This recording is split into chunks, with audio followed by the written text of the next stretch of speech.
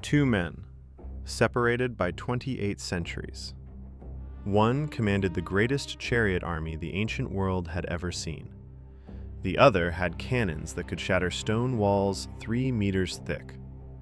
One carved his victories into temple walls 100 feet high.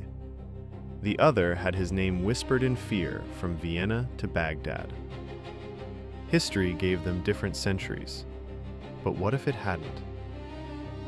What if the two most powerful commanders who ever lived met on the same battlefield? Not a legend, not a myth.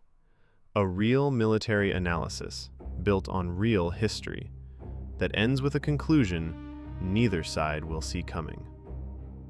This is what war looks like when gods disagree.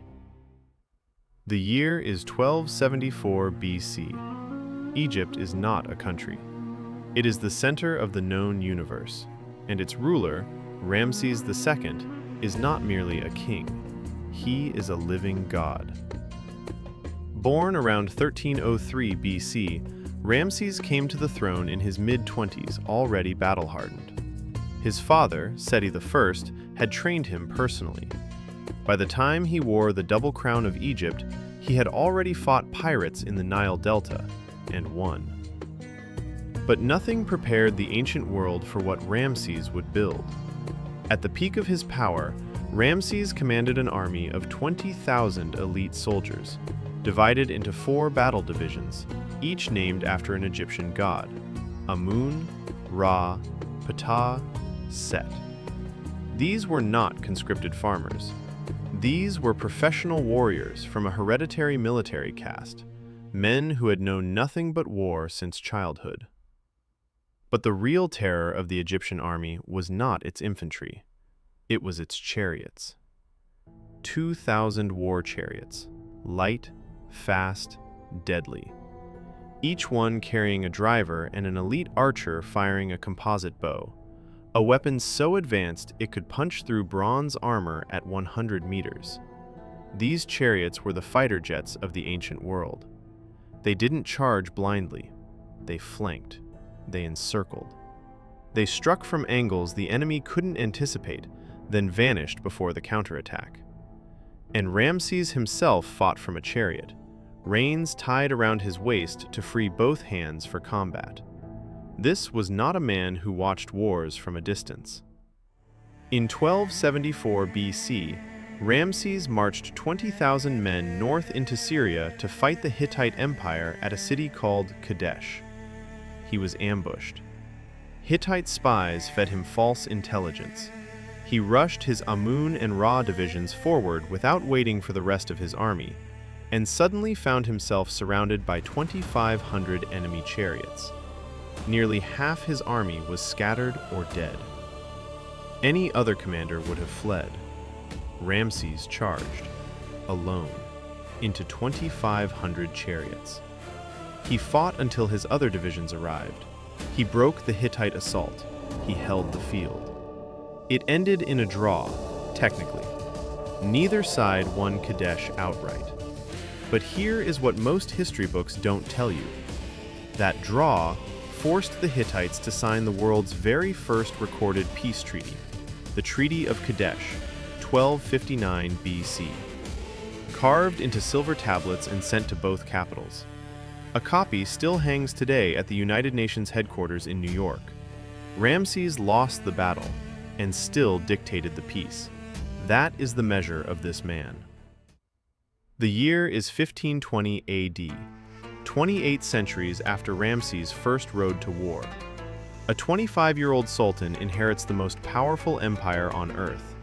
His name is Suleiman ibn Salim. The Europeans will call him Suleiman the Magnificent. His own people will call him something more important, Kanuni, the lawgiver. Suleiman inherited an empire spanning 3 continents, 12 million subjects, from the gates of Vienna to the shores of the Red Sea. But it was his army that made kings tremble. At its core, the Janissaries. Perhaps the most disciplined professional infantry force the world had seen since the Roman legions. These were not born soldiers, they were made. taken as children from Christian families across the Balkans, converted, educated, trained from the age of 8 in nothing but warfare. No families, no land, no loyalty except to the sultan. And here is what separates them from every army that came before. The Janissaries were the first infantry force in history equipped primarily with firearms. Not bows, not spears, muskets. At the Battle of Mohacs in 1526, Janissary musketeers formed 8 consecutive rows and fired in rotation, a technique so advanced that Chinese military scholars wrote about it decades later, calling Turkish muskets superior to everything in Europe. But the Janissaries were only half the equation. The other half was Ottoman artillery. Suleiman's father, Selim I, had already used cannons to shatter the Mamluk cavalry of Egypt in 1517, ending a dynasty in a single afternoon. Suleiman inherited those guns and improved them. His siege cannons could fire stone balls weighing over 300 kilograms. At the Siege of Rhodes in 1522, Ottoman artillery dismantled fortifications that the Knights Hospitaller had spent a century reinforcing. In 6 months, those walls were rubble. By the time Suleiman marched on Vienna in 1529, his most ambitious campaign, he brought over 100,000 men and 500 cannons. 100,000. For context, that's 5 times the entire standing army of Ramesses the Great.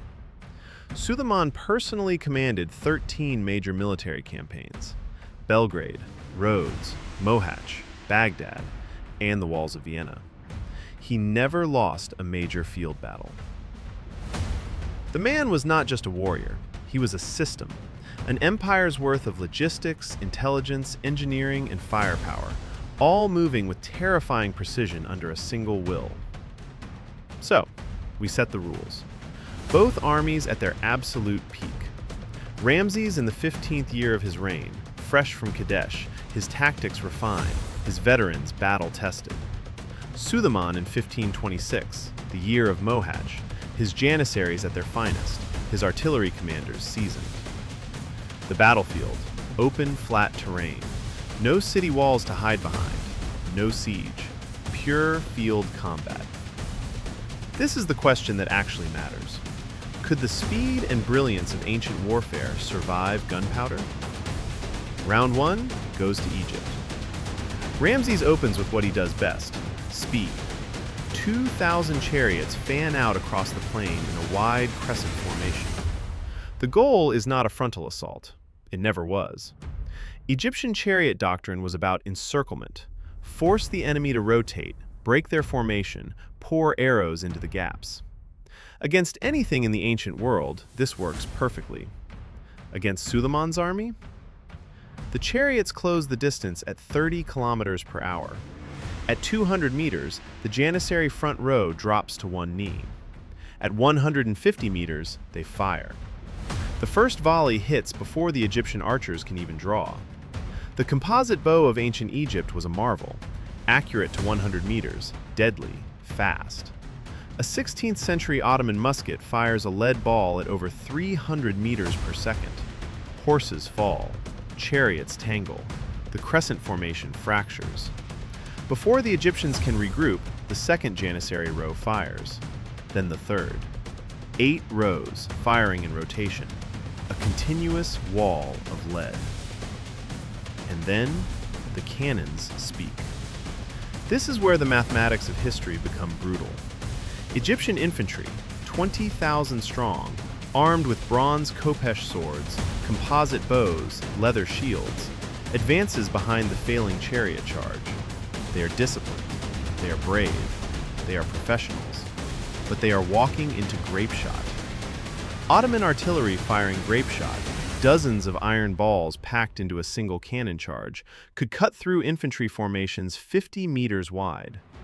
The Egyptian divisions, each 5,000 men strong, begin to lose cohesion. And here is where Suleiman makes his move.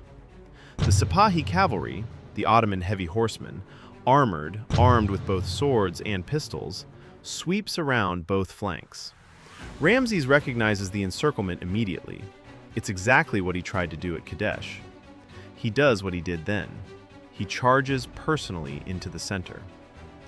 And this is the moment the simulation becomes something deeper than tactics. Because Ramses' charge, the same charge that broke Hittite morale at Kadesh, doesn't break Janissary morale. These men were built from childhood to feel no fear of death. The pharaoh, riding alone into an army of 100,000, it is the most magnificent thing any soldier on that field has ever seen. And it doesn't matter. The Egyptian army, without its chariot advantage, cannot sustain the fight. The artillery continues. The flanks collapse. The divisions fragment. By any tactical calculation, Suleiman wins. But here is the question no one asks. If Suleiman wins the battle, does he win the war?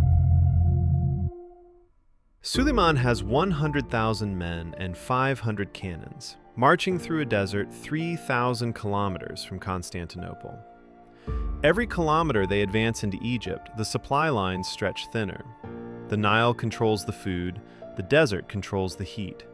And Egypt, the very land itself, has been fighting off foreign invaders for 3,000 years. The Hyksos tried, the Assyrians tried, the Persians tried. Egypt outlasted them all. And here is what Suleiman himself knew better than anyone alive. His greatest defeat was not on a battlefield. It was outside Vienna in 1529. With 100,000 men, 500 cannons, and the finest army on earth, he failed to take a single city defended by 22,000. Not because his soldiers weren't good enough, because his supply lines ran out. Because the heavy siege cannons got stuck in the mud and had to be left behind. Because winter came 3 weeks early. Distance, logistics, time. These are the weapons Egypt has always had. And Ramses, the man who marched armies 1,000 kilometers north to Syria, who built an entire supply chain city called Ramses specifically to support northern campaigns, who maintained 4 simultaneous military headquarters across his empire, understood logistics better than almost any commander in history. So here is the truth that neither empire wants to admit. Suleiman wins the battle. Ramses wins the war of attrition. And both men, exhausted, overextended, staring at the limits of what even a god king can achieve, would eventually do what they always did. They would negotiate. Because here is the secret history forgot to teach you. Ramses the Great, conqueror, warrior, living god, is most famous today not for a victory, but for a peace treaty. The world's first peace treaty. Signed not because Egypt lost, but because Ramses understood that the cost of total war was greater than the cost of compromise. And Suleiman the Magnificent, the man who besieged Vienna with 100,000 men, never took the city. He stopped, turned back, and spent the rest of his reign consolidating what he had, rather than destroying himself chasing what he couldn't hold. The greatest commanders in history share one characteristic that no history book ever puts on the cover. They knew when to stop. So who wins? The man who understands that question was never really asking about the battle. 2 empires, 2 gods of war, one truth neither wanted to learn. Every conqueror in history eventually met a wall they couldn't break. The question was never who was stronger. The question was always, who was wise enough to know the difference? If you want to know what happens when the Mongols meet the Roman legions, or when the Aztec Empire faces the Ottoman Navy, that conversation is happening next time. History isn't dead. It just hasn't been asked the right questions yet.